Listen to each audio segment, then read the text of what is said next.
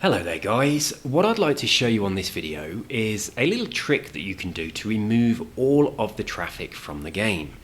Now the reason that I want to remove the traffic is because I'm up here and I want to drive around this little track and practice drifting, but there's always other cars around here and it's a pain in the arse, so I keep crashing into them.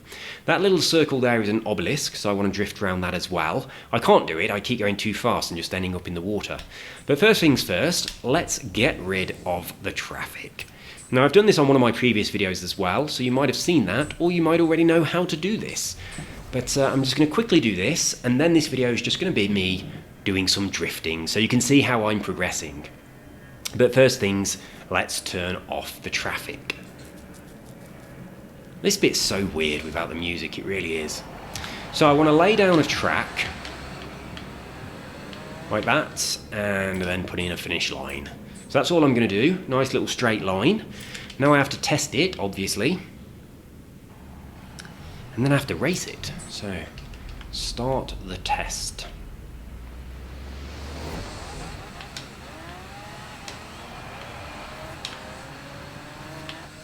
So there we go, 8th place, kept my grid position. I'm going to save it over this one because this is exactly the same thing in exactly the same place. Something I was doing earlier, but obviously I wasn't recording that, so I wanted to make a blueprint just to show you exactly what it is I'm doing. So now I'm going to create a custom race. I'm going to pop it on anything goes, and I'm just going to adjust a couple of the settings. All of that is fine. I'm going to go for spring, and I'm going to go for early afternoon, clear and fixed. I don't want it to rain while I'm practicing how to drift, and I'm going to call it remove traffic. So if you want to pop up here, practice drifting around this little track, you might want to load up this blueprint and use this. So there we go. Whenever you make a blueprint, it just removes well, actually, whenever you race a blueprint, it removes all of the traffic from the game. So I'm not going to do the race at all. As soon as the race starts, I'm going to bugger off to that track and I'm just going to practice drifting. But all of the driver tars will actually go and do the race. Now, when I did this last time, I did it at the airstrip. And my intention was to remove all the traffic from the game, I didn't do it for removing traffic, I actually did it to change the weather conditions. So I wanted to go and drift around the cones. But when you do this, it removes all of those things from the game. So the road cones were not there, which was really annoying. And another thing about the road cones as well is if you're practicing drifting around them and you're anything like me, after a couple of minutes you've crashed into all of them and they're no longer there. So it's a bit annoying that they move. Now this obelisk, which is just up here, it doesn't move. So when I turn off the traffic, the obelisk is still there, which is good. There it is, just up ahead. And also, if I crash into it, I don't push it out of the way, so it stays there for my next drift around. But I can't do it, I really can't. I find it so difficult. The approach to the obelisk in the direction I'm going now isn't very nice. It's much nicer approach going the other way around this track, but I actually like driving the track this way. A couple of the corners I really enjoy when I'm going this direction round, but I don't like them so much going clockwise. You might know from one of my previous videos that I play quite a lot of poker. I play Texas Hold'em poker. And since I've been playing poker in Colombia with my wife and her friends, they always play anti-clockwise, which is really weird. It's so hard to get your head around going the wrong way when you're used to playing it a different way, especially with like the small and the big blind and realizing what position you're in. So I've been playing poker here. It reminded me, so I said going around it clockwise or anti-clockwise. I've been playing poker here in Colombia with my wife and her friends quite a lot, and we always play what I consider to be backwards, and I'm going to go the other way, I consider most other people would say it's backwards as well, but that's the way they do it here. Or so I thought. I actually played a game of poker with my wife's sister and her husband the other day, and we played clockwise. And I was like, how can we play in clockwise? I thought in Colombia you always played anti-clockwise. And my wife's sister's husband was like, no, it's clockwise, everybody plays clockwise. It's only my wife and her friends that were playing it the wrong way. Everyone else in Colombia plays it normal, so they just didn't know. It's been so... Every game we play a lot of board games here, but we always go round anti-clockwise, which is so bloody weird. There's a lot of things like that are backwards. I mean, obviously that one isn't backwards. It was just my wife and her friends do it backwards. But the other thing that's backwards, which is really weird, I cycle a lot in Colombia. It's completely flat where I live in Bogota, so it's nice and easy. There's no hills or anything like that. So I cycle a lot. And when I got here, one of the first things I did was to buy a bike, because obviously I'm going to be cycling around. I need one. And when I bought my bike, one of the first things I noticed about it is the brakes were on the wrong side. So I don't know about any other country, but in England, your front brake is on your right hand, and your back brake is on your left hand. Okay, I think that's right. Let me think. Let me just imagine being on my bike for a moment. Oh my God, I can't think. Hang on, let me just imagine holding handlebars. Yeah, that's right, isn't it? Front brake on the right hand, back brake on the left. English people, back me up, that's correct, yes? Well, in Colombia, whichever way is correct for an English person, in Colombia it's exactly the opposite. So when I bought my bike, my brakes were on the wrong side, which is really fucking dangerous. I mean, if you instinctively go to stop because you've gone around a corner and there's a car in the way, you instinctively grab your brakes, and if they're on the wrong side, you're putting way too much pressure on the front brake and you are flying over the handlebars. And I mean, if you go to skid round a corner or anything like that, I tend to skid quite a lot on bikes. I'm a bit of a kid when it comes to that sort of stuff. I think my tyres have absolutely no tread on them whatsoever. But yeah, the brakes are the opposite way round. So when I bought the bike, I had to change them over. And I was thinking, you know, if my bike ever got stolen and the guy's racing off on my bike, the very first moment he comes to a corner and tries to slow down or skid around or anything like that, he's going to have such a bloody shock. He would just go flying straight over the handlebars, which kind of amused me, really. I like the thought of that. But fortunately, my bike has never been stolen, and I think it's quite safe. And there's plenty of places where I can keep it nice and safe, so I don't have to worry about those kind of things. But yeah, if that ever happened, or if anyone ever borrowed my bike, yeah, the brakes are on what I consider to be the right side, and they consider to be the wrong side. So it's different.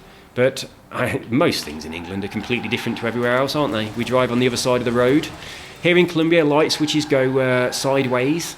In England, they go up and down. Another one, which is really weird. In England, a salt pot has one hole in the top, and a pepper pot has several holes in the top. In Colombia, it's the other way around. They put the salt in the one that's got a lot of holes, and they put the pepper in the one that's just got one hole, which is really weird. To me, that's a strange thing. I was going to kind of try and make a note of all the things that that surprise me, that are backwards.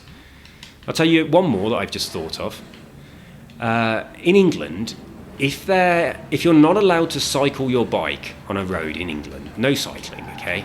There's a sign for that, and the sign is a cycle inside a red circle, okay? That sign means no cycling here. Get off your bike and walk and push it. You know the sign I'm talking about. Tell you, I'll wait for this plane to go over that's being incredibly loud. That's the problem with living close to the airport.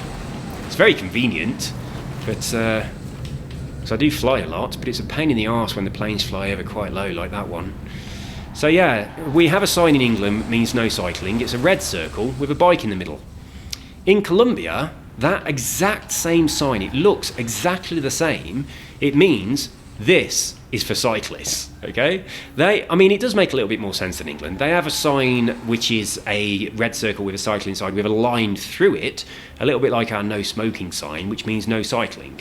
But in England, we don't have that. We just have a little picture of a bike inside a red circle. So, yeah, that sign, exactly the same it is. And in England, it means exactly the opposite of Colombia. You cycle here in Colombia, you're not allowed to cycle here in England. The same sign. Yeah, loads of little things. I notice quite a few of them. They always make me laugh.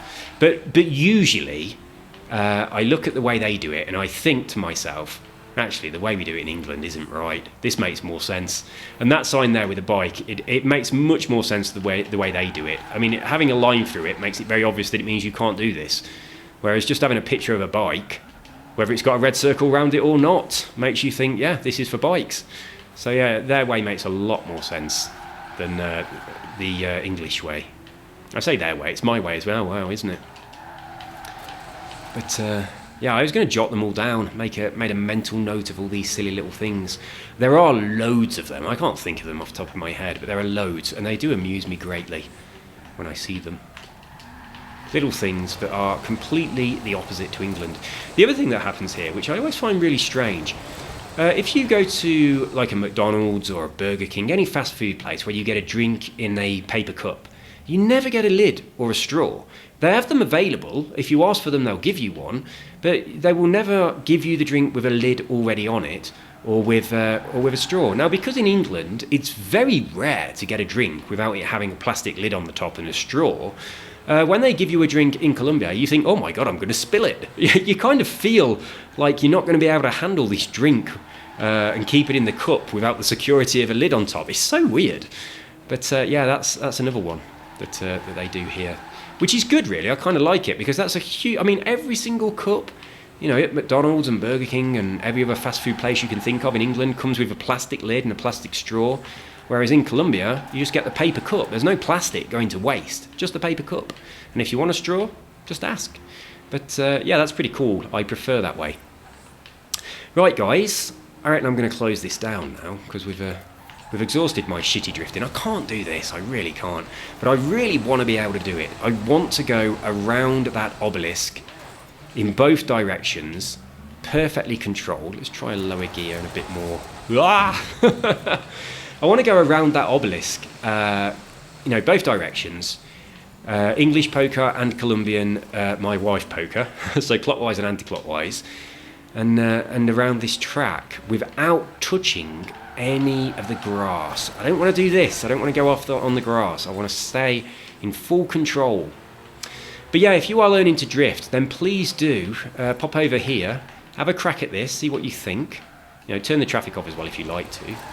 And pop a video up, share it with us. Let's have a little look at everyone's attempt at drifting. And if you are a drifter already, and you can do this kind of stuff really easily, I'd love to see a video of you drifting around this. And going around and around and around on that obelisk. That'd be awesome. But this is very, very good practice for the drift zones, because it's so disciplined when you're not permitting yourself to go off the road. Whereas the drag strip doesn't do that, you know, at the airport. That section doesn't do it because, I mean, you don't realise that you've gone off what would have been the road. So if you were on a drift zone, you would have been out of the point scoring area. My bloody controller's stuck in again then, which is why I went down that hill way too fast. It's nice if you go up there and then just go around in the figure of 8, that road. But I'm going to call it a day. So that's all from me, guys. I just wanted to share with you where I currently am with my drifting. And I tell you what, it's not very good, is it? I need a lot more practice. But I'd kind of got a bit of false confidence from the airstrip. I thought I was a lot better than I was because I was just going more out of control than I realised. So when I transferred my current skill onto a narrow road up here, I actually realised that I'm not anywhere near as good as I thought I was. And now that I'm practicing up here, I'm a lot more disciplined. I'm getting a lot more control because I'm trying not to go on the grass. So I recommend that you give this a go as well. Why have we got this music? Did I catch the radio button? Oh yeah, I did. I was thinking, what the hell's that? I thought it was kind of like suspense music. It's about to say, you've taken too long on the blueprint. But no, it was just me catching the radio button. Fortunately, I am in streamer mode, so I'm not going to get a slap from Google for the radio station being on, because that does happen to me quite a lot. Right, there we go, guys. You take care. Have an awesome day. Please leave comments. If you enjoyed this video, please leave a like. And if you'd like to make a video of your own drifting skills and pop that up either in the group, or you can put a link to it in the the comment section of this video, and I'll go and have a look, see how your drifting's getting on. It'd be quite a nice thing to see. So you take care, and I'll see you all soon. Bye bye.